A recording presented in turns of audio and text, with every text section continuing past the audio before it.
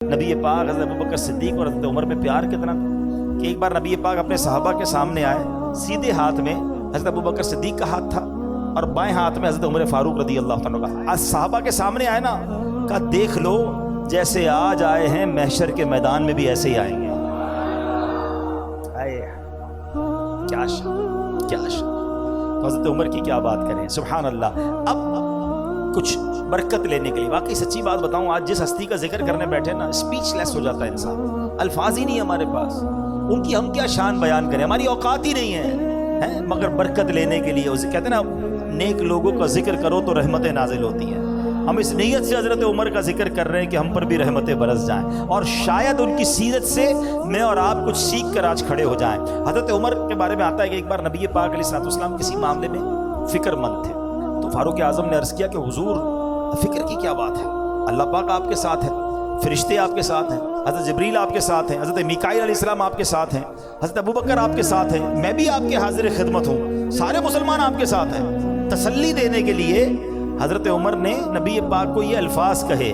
یہ الفاظ بارگاہ الہی میں کیسے مقبول ہوئے کہ قرآن پاک کی آیت نازل ہوتی ہے۔ حضرت عمر کی شان یہ ہے، آپ بات کرتے تھے، مشورہ دیتے تھے، قرآن نازل ہوتا تھا۔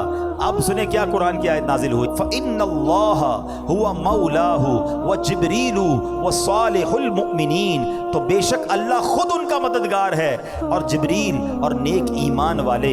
امام جلال الدین سیوطی شافعی رحمۃ اللہ تعالی علیہ اس آیت کی تفسیر میں فرماتے ہیں، صالح المؤمنین ابو بکر و عمر، کہتے ہیں اس آیت میں جو نیک مومن کی طرف اشارہ ہے نا، اس سے مراد صدیق اکبر ہیں اور عمر فاروق اعظم ہیں۔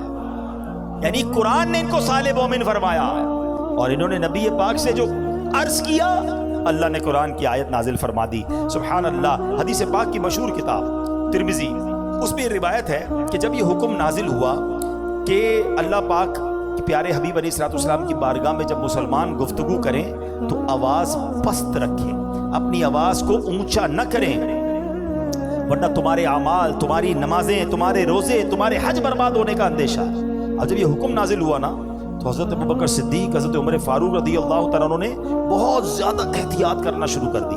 حضرت عمر تو اتنی مائنر آواز میں، اتنی ہلکی آواز میں بات کرتے تھے کہ نبی پاک علیہ الصلوۃ والسلام کو دوبارہ پوچھنا پڑتا تھا، عمر کیا کہا تم نے، کیونکہ وہ بہت اپنی آواز کو ہلکا رکھتے تھے۔ اچھا، ادب کا تقاضا تھا، دھیمی آواز میں بات کر رہے ہیں، قرآن پاک کی آیت نازل ہوتی ہے۔ اب سنو قرآن کیا کہتا ہے، ان الذین یغضون اصواتهم عند رسول اللہ۔ قرآن کہتا ہے بے شک جو لوگ اللہ کے رسول کے پاس اپنی آوازیں نیچی رکھتے ہیں، اولئک الذین امتحن اللہ قلوبهم للتقوی، یہی وہ لوگ ہیں جن کے دلوں کو اللہ نے پرہیزگاری کے لیے پرکھ لیا ہے۔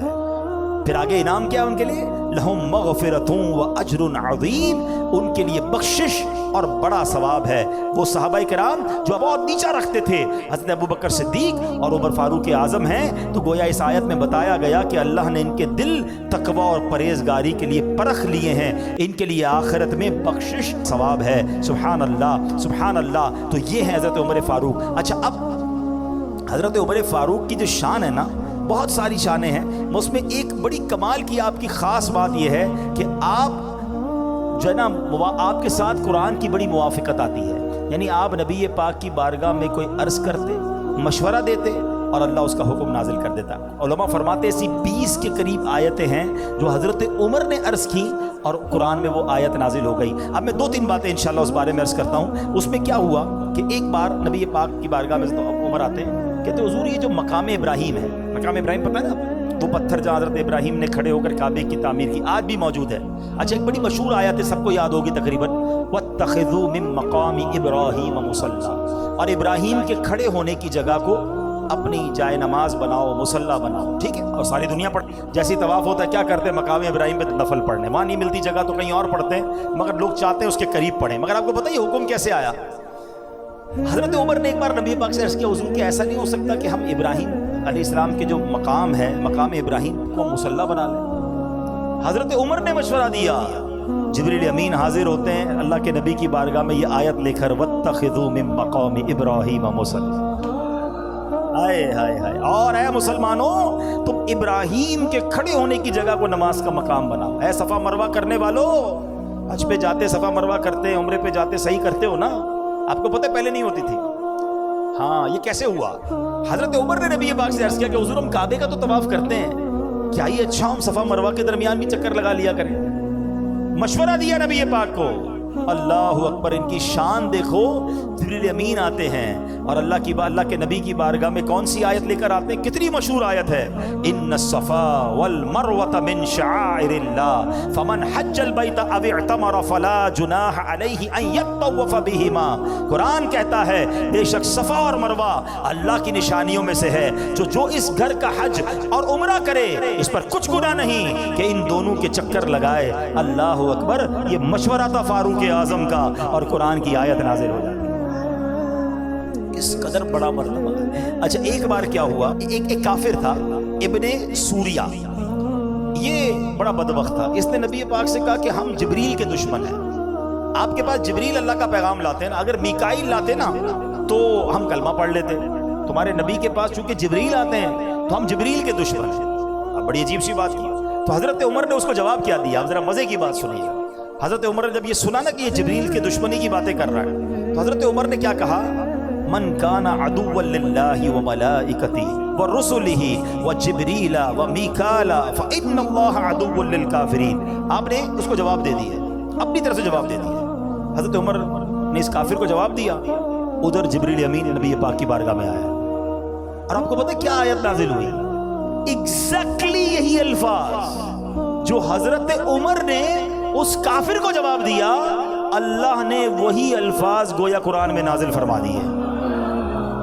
ہائے ہائے ہائے. ہاں اب آیت سنو اور اس کا ترجمہ سنو. آیت کیا ہے؟ من کان عدوا للہ وملائکتہ ورسلہ وجبریل ومیکال فإن اللہ عدو للکافرین. تو جو کوئی اللہ اور اس کے فرشتوں اور اس کے رسولوں اور جبرائیل اور میکائیل کا دشمن ہو تو اللہ کافروں کا دشمن ہے.